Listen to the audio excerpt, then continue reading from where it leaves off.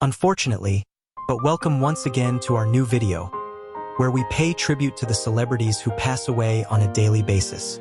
We feel sorrow for those who leave us every day, but it is our duty. If you also want to join us in honoring these celebrities, please watch this full video in their respect so that together we can pay our tributes to them. Number 1. Ewa Dałkowska. She was a renowned Polish actress whose career spanned several decades, appearing in over 50 films since the 1970s. From 2008 to 2025, she was a member of the acting ensemble at the New Theatre in Warsaw. Earlier in her career, she received top honors at the College Theatre Meetings in 1980, earning both the Individual Acting Award and the Ensemble Award. She earned a degree in Polish Studies from the University of Warsaw in 1970, and 2 years later, she pursued acting at the Alexander Zelwerowicz State Drama School in Warsaw. Beginning in 2001, she publicly supported the Law and Justice Party. She was part of Lech Kaczynski's Honorary Support Committee during the 2005 presidential campaign, and later joined the Warsaw Social Support Committee backing Jarosław Kaczynski in the 2010 presidential election. Ewa stepped into film in 1975 with a role in Nights and Days, directed by Jerzy Antczak, marking the start of a notable screen career. She went on to act in several landmark Polish films, including Without Anesthesia, 1978, by Andrzej Wajda, A Year of the Quiet Sun, 1984, and Agnieszka Holland-Smolensk, 2016. Beyond live-action roles, she was also recognized for her voice acting, most famously portraying Petunia Dursley in the Polish dub of the Harry Potter series. Ewa Dałkowska stood out as more than just a performer. She embodied artistic brilliance and stood firm in her principles. Her courageous roles and steadfast dedication profoundly influenced Polish theater and film, leaving an inspiring legacy for future generations. She was born 1947 and died June 8, 2025.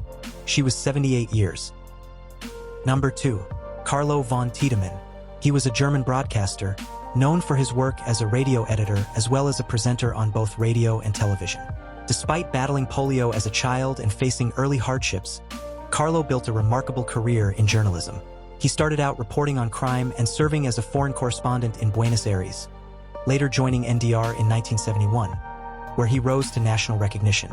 Carlo left a lasting mark on German broadcasting through his work on several of NDR's most memorable shows, including The Current Show Booth, Hamburg at Noon, Great Freedom, and the NDR Quiz Show.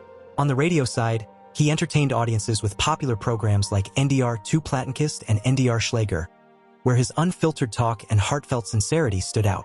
Blending dry humor with genuine emotion, he became a trusted and cherished voice for generations of listeners and viewers. Carlo von Tiedemann faced tough times in the 1980s, battling addiction and financial setbacks. In later years, he spoke frankly about those difficulties, using his platform to promote hope and recovery. His honesty struck a chord with the public, and his lasting influence on both media and society was honored with the Federal Cross of Merit. Carlo von Tiedemann was far more than a familiar face on screen. He became a reassuring and joyful presence for countless viewers. With his warmth, wit, and genuine character, he left an enduring legacy in German broadcasting. He was born 1943 and died June 8, 2025. He was 81 years.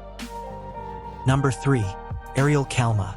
A French composer known for his contributions to New Age and electronic music, he developed early skills on the recorder and saxophone.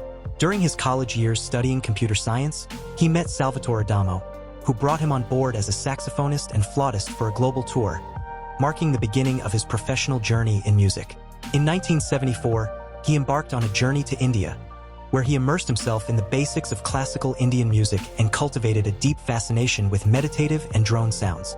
Spanning more than 50 years, he produced numerous solo albums and collaborative projects across LPs, cassettes, and CDs, all of which remain available on his official website and Bandcamp. He was born 1947 and died June 8. He was 78 years. Number 4. Edmund White. He was an American author known for his novels, memoirs, plays, biographies, and essays. As a trailblazer in LGBTQ literature, especially gay narratives following the Stonewall era, he wrote with remarkable honesty about gay identity, relationships, and sexuality.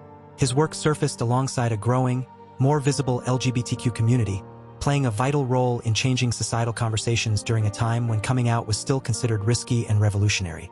Celebrated for their emotional depth and literary grace, His writings include a semi-autobiographical trilogy, A Boy's Own Story, 1982, The Beautiful Room is Empty, and The Farewell Symphony, 1997. He also co-wrote The Joy of Gay Sex, 1977, which encouraged open and positive discussions about gay sexuality. His first novel, Forgetting Elena, 1973, earned early acclaim, even receiving praise from literary giant Vladimir Nabokov. He later became a member of the Violet Quill, a collective of gay writers who played a key role in shaping modern LGBTQ literature. White was honored many times throughout his career, including receiving the first-ever Bill Whitehead Award for Lifetime Achievement from the Publishing Triangle in 1989, recognizing his lasting impact on LGBTQ literature. He was born 1940 and died June 3. He was 85 years, due to gastroenteritis infection. Number 5. Stu Wilson. He was a New Zealand rugby union standout, known for playing on the wing and at center. His career began with Wellington in 1973, and by 1976, he had earned a spot with the All Blacks. Wilson made his first appearance for the national team during their 1976 tour of South America, taking part in both games against Argentina and scoring a try in the opener. At that time, New Zealand did not consider matches against Argentina or Uruguay as full internationals, so caps were not awarded. He wasn't selected for the 1977 British Lions series, but was included in the All Blacks European Tour later that year. On that trip, he played test matches in Toulouse, where New Zealand was narrowly defeated, and Paris, where he again added to his try tally. In 1978, Wilson played a key role in New Zealand's historic Grand Slam tour, where the All Blacks defeated all 4 home nations. He contributed a crucial try in their narrow 13-12 victory over Wales. He was born 1954 and died June 8. He was 70 years. Number 6. Uriah Rennie. Hailing from Jamaica, he broke new ground as the first black referee to take charge of games in England's Premier League. Starting his officiating career in grassroots football during 1979, Rennie climbed through the ranks, spending time in the Northern Premier League before earning his place on the Football League referees panel in 1994. Making history as the first black referee in the Premier League, Rennie took charge of his debut top-flight match on August 13, 1997, overseeing the clash between Derby County and Wimbledon.